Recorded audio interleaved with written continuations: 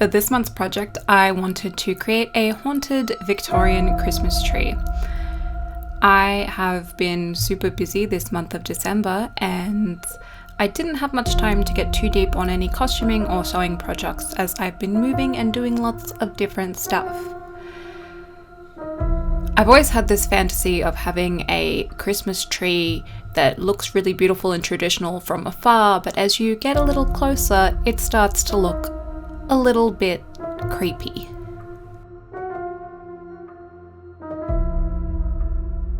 And I've also always wanted this type of tree to be filled with handmade ornaments, as I'm not a big fan of store-bought ornaments. I have a few collected over the years of more special and stylized store-bought ornaments and more basic baubles, but anything that I add new to my tree from now on, I would either like to be very special or very handmade. The first thing that I decided to create was a Christmas tree topper. I'm not a big fan of traditional toppers, and in the past I have had a pink peacock sitting on top of my tree, or nothing. I have been wanting to make a traditionally coloured peacock for a while, but this year I wanted to go for something a little creepier, so I decided to make this glittery bat.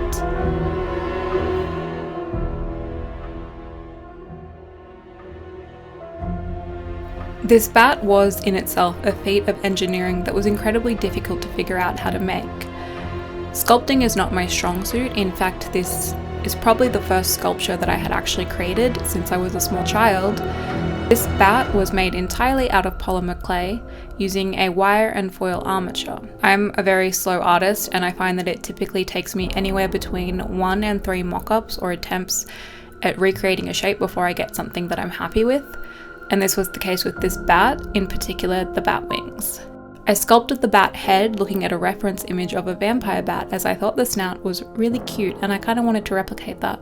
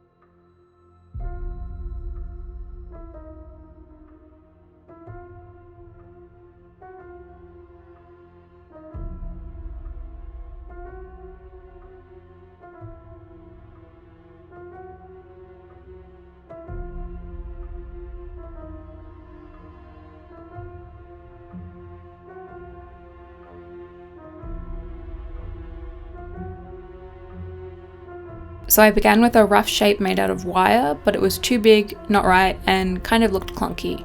I ended up ripping the wings off the bat after I had baked and painted everything, and redoing the wings using a new pattern sketched from several references, jewellery wire wrapped around itself several times, and some air dry clay. I'm not a big fan of air dry clay, but for this project it was useful as I had already painted parts of the bat in acrylic paints, and I wasn't sure if that could go in the oven of my rental apartment, being a plastic-based paint. I then used wire, hot glue, and more air dry clay to attach the new wings to the bat, and I overall ended up much happier with the result. The wings were made using a soft beige toned tulle and liquid latex. And I did do several different types of paint to try and create the right sort of gradient for my bat, ranging from browns and reds to blacks and browns, before finally settling on a bit of a black and brown gradient with very, very glittery wings. And this was my favourite part, creating the glittery gradient for the wings using black, purple and red glitter.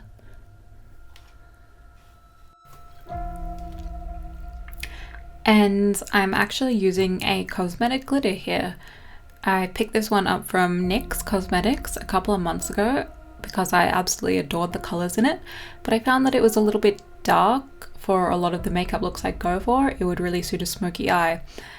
However, it was absolutely perfect for this project because it's got red and green mixed in with the black, so it creates a really pretty holographic effect when shining on the tree under the fairy lights.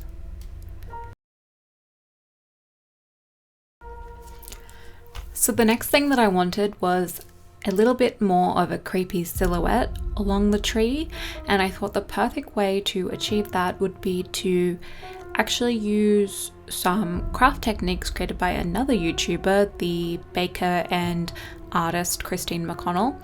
I used her spider method to create some glittery Christmas tree spiders, although I did change it up a little bit, and instead of using a bauble as the spider abdomen, I just created a spider abdomen out of polymer clay, and I actually glued the spider to a bauble with a foam clay web that I had created on it.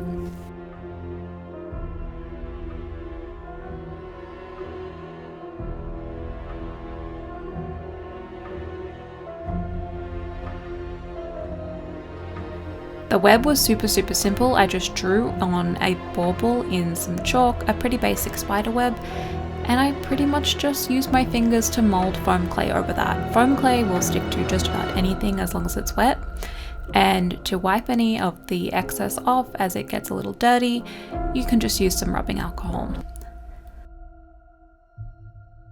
So while it is my dream that in a couple of years I will have a fully handmade creepy Christmas tree, I was only able to complete 3 full projects this year.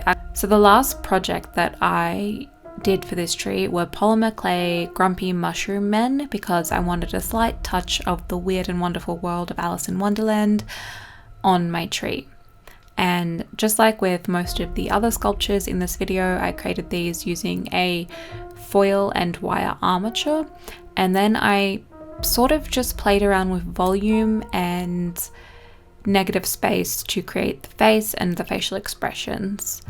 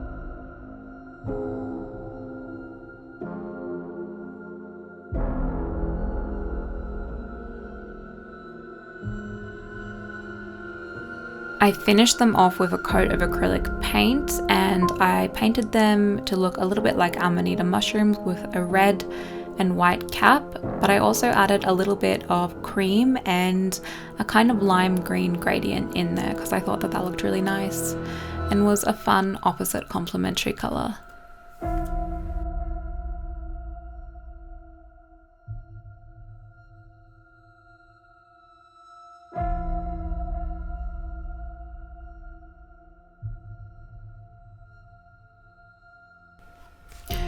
I then detailed the mushrooms in brown and black with their eyes and mouths filling in the spaces, and they were pretty much ready to wire onto the tree once I'd added the little dots.